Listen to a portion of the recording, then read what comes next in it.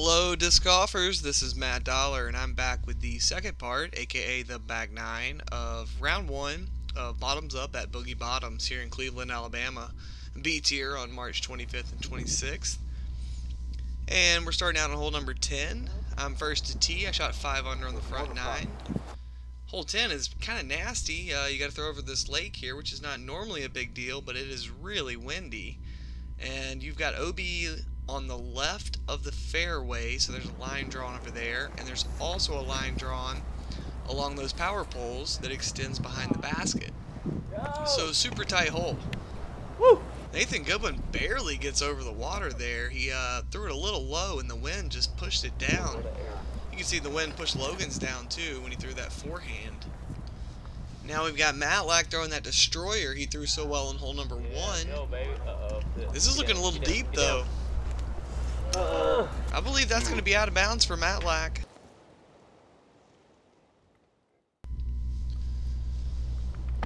So Nathan threw a pretty good upshot there, hit the basket and rolled away.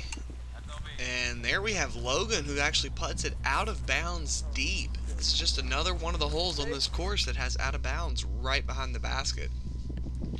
In this case, it's an OB line, so you can't really see it from where he was standing. Nathan won't be able to make his comebacker, so we're looking at 3 bogeys on hole number 10 here. And I will get a par, and so will Ziggy, and we will move to hole 11. Now, hole 11 is the one hole that I really thought is not the best disc golf hole. It just seems like they kind of mushed this one in there. Originally last year and a couple years past, the last hole and this hole were combined as a par 4. The last hole had a slightly different tee pad, but I definitely like that use of this land much better.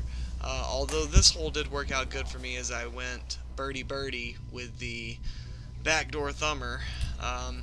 It's totally a hillbilly golf hole.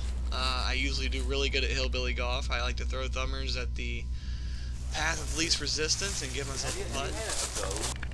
But you saw a couple other people try thumbers there that weren't successful in this group. You still have to hit that line. And that right there is something I talked about in the first video. Logan throws a pretty good putt, but he hits off the rim and just takes off. And there he does it again. So he was putting for a birdie originally, and now he's going to have to putt for a bogey. Meanwhile, Ziggy's bag is falling over in the background. I gave it the old slow-mo there so you could check it out. And Logan's putting woes continue on hole number 11 here, and he's going to take a 5 once he makes that one. And we will move on to hole number 12. Says 345, plays like 445. It's straight uphill. Throw into the end of the chicken coops. I actually got kind of lucky there. I threw the fluid enforcer and I threw it too low with a lot of anhyzer. It looked like it was going to go ahead and run into the ground pretty early, but the wind kind of lifted it, and since it's so overstable, it came out and got me on up there a little bit. Also, I didn't play this hole on Friday. I only practiced about 9 holes on each course, so I didn't really know how hard to throw it. I was the wind dummy for the group. I didn't realize I needed to throw this hole as hard as I could, but I did, if I wanted any chance at birdie. So Logan ripped his up there, and we're going to have Nathan going first, pretty much just pitching a long look. Oh, I got the Cenis going at the basket, dead center line, but just a little bit high. That's the second time this round. Yeah. And Logan, after taking that double bogey on the last hole, he has made a long putt here on hole number 12 to get himself a birdie and to knock one of those bogey strokes back off his scorecard. We'll take a replay look at that one. Has a nice little hyzer line release, good spin, minimum wobble, and it hits a little high center, but these baskets catch pretty darn good. So we move to hole 13. It says 248, but this is a weird hole. Ziggy actually slipped on the tee pad, so there was carpet on all but the right side of the tee, and you needed to stand in the very right side of the tee if you're going to throw a backhand hyzer and try to get there. It's just a super sharp turn. So you're going to see no one gets very close in this group. Nathan threw a pretty good shot, and he's not even close to the basket. Although you could see it on the left side of the screen there. Matlack looks like he throws that destroyer yet again. This is the tough thing about this hole, though. Matlack threw a very good shot there, but it was just too deep. So it's hard to get far enough left without going too deep. And before you get to that tree line, there's a big mess of briars and such. And Ziggy actually just putted his third shot into that mess. Matlack's just on the back side of it. He did hit the tree line and drop down. Pretty good bid there with his pro rhino. I guess he's given the Nova a break in all this wind. This is another one of those rounds where I just had to minimize the volume that comes through. I want to leave as much disc golf noise as possible, but it was really windy out there. So no one's going to card the birdie on 13. It's deceptively hard, even though it's short. But we will move on here, and everyone's going to get a little chance on this one. It's pretty straight ahead of you. The only problem you really have is you have the early gap, and then once you hit that, there's just a few late trees on the right. I hit one of those late trees. Everyone else is managing to keep their disc to the left of those trees, it would look like. And that's what you want to do. You have to challenge the left side a little more off the tee if you want to just park it and not flirt with those trees on the right later on. I think part of me always tries to play safe, and so I just tend to miss on the right on a hole like this because the early trees are on the left. Got a little bit of a funky stance there and come up with an air ball with the Cenis. Nice putt. Not my best putt. But we'll see Matlack grab his birdie there, and now Ziggy will have his chance while Matlack stands in the way. Zig will knock it in, and so will Nathan. I got a little bit of chicken on the comebacker, but I'll get the par while Logan will try to grab the birdie. So we'll move on to hole 15. Everyone grabs the birdie except for me, and this one's coming in at 195.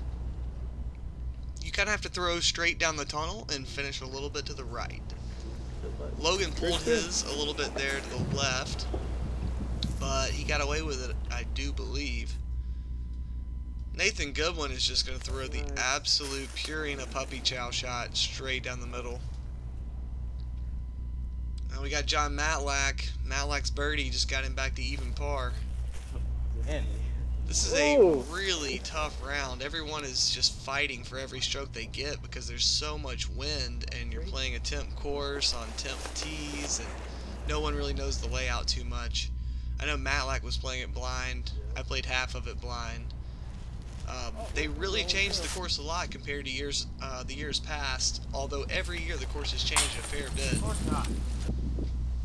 This year, on this course, only 2 of the holes were the same as years past. I actually switched to the soft harp for that putt there. Had a little bit of a headwind, and it was a long putt, so I kind of wanted it to lift. And the Cenis, the reason I like it is because it doesn't lift in the headwind, but I knew that harp would, and so I hit it with the little bit of extra anhyzer because it's so overstable, and it lifted right into the chains. I thought that was pretty cool that I didn't putt with the harp the entire round, and then I just went to it on that one and it worked out so good.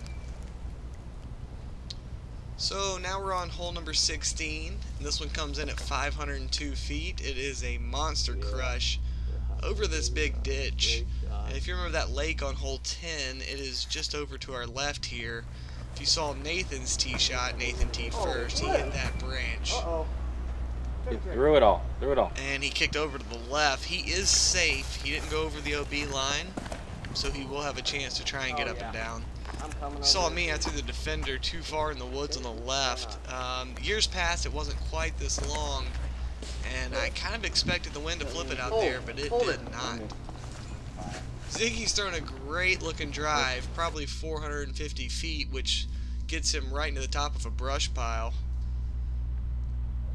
Nathan is just short of that OB line. You can kind of see it. Carla kind of scrolled down, so you can see that OB line.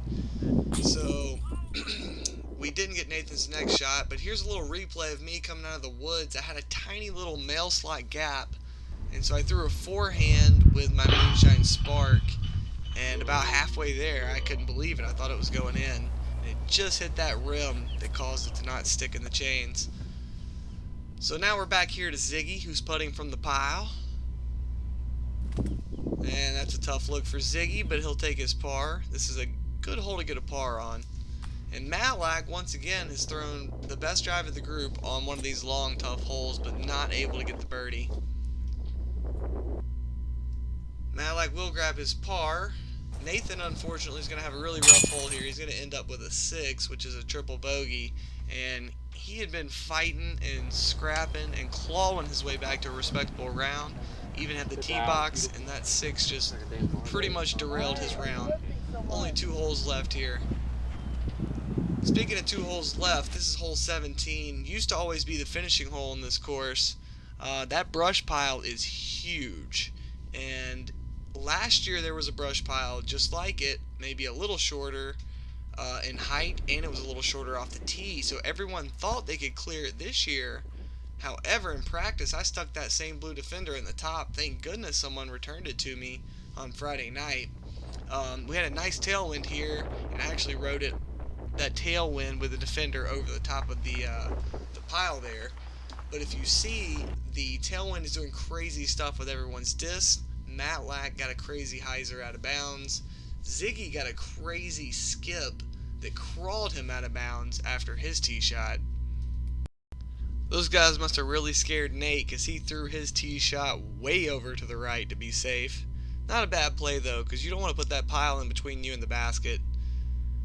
As you can see, Logan's having to deal with that pile, so you get casual relief from it, but still, there's just no way to get to the hole if you have to throw from directly behind it. You can see the wind just whipping Ziggy's shirt around. This is definitely some stout wind. I've been playing in a lot of wind recently, and this lives right up there with about the hardest, except for maybe Return to the Beast in Macon, which was crazy wind. But Matlack's second shot got dropped out of the sky. I guess technically it's his third shot since he went OB.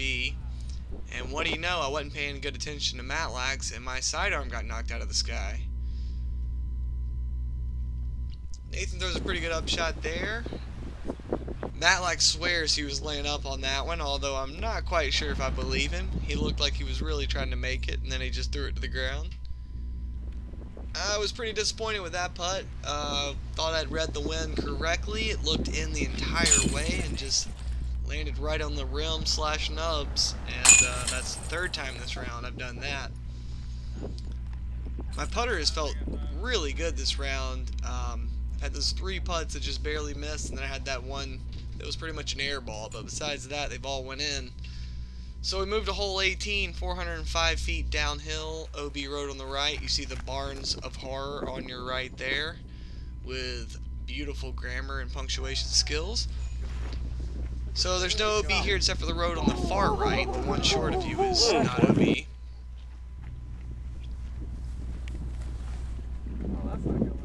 Not very impressed with this shot. As you can hear someone say there on the video, it has to get to the road. Yeah, I really sawed that one off. Those fluid enforcers are so overstable. If you don't really put the move on them, they're going to bite you. And that one definitely bit me. And I'm going to end up probably 60 or 70 short. Meanwhile, Matlack's pulling that destroyer just a bit while Ziggy jumps in front of the camera. And I think Matlack's going to end up out of bounds there. Alright, here comes Ziggy. He is at 2 under par. Really wants to get this birdie here to finish. He has thrown an excellent looking shot there. He's come in just a little short left of the pin, but will give himself a putt inside the circle. I got a look from downtown with the Cenas. Man, that Cenas was just everything for me this round in this tournament. Went in for the ace. Going in for all the long putts. I just tried to throw it up high and to the right with a little bit of Anheuser and let that wind carry it in. That's going to have me finishing at 8 under par for the round, and that will be good enough to have me in the lead by 2 shots over Matt Versola. He will be in second going into the second round. Ziggy has birdied this last hole with a very nice putt there to get himself back to 3 under par, which is a 54. He will be on the second card for round number 2. Nathan Goodwin misses that birdie putt, and he'll actually tap out for a bogey after missing that one, and he'll shoot a 2 over par, which is a 59. And Logan putting for birdie here. That birdie will knock him back to 1 over par. And Matlack's bogey on the last hole will knock him back to even. And that will conclude round number 1. We'll be back in round number 2 with myself in the lead and a whole new cast of characters. Big thanks to all the hole sponsors, all the tournament directors, and all the volunteers who made this wonderful tournament possible. Thanks to Tyler for bringing that Latitude RV out. Thanks to DD for the baskets. Thanks to everyone. Thanks to Carla for filming. And please join us back for the round 2 and round 3 videos.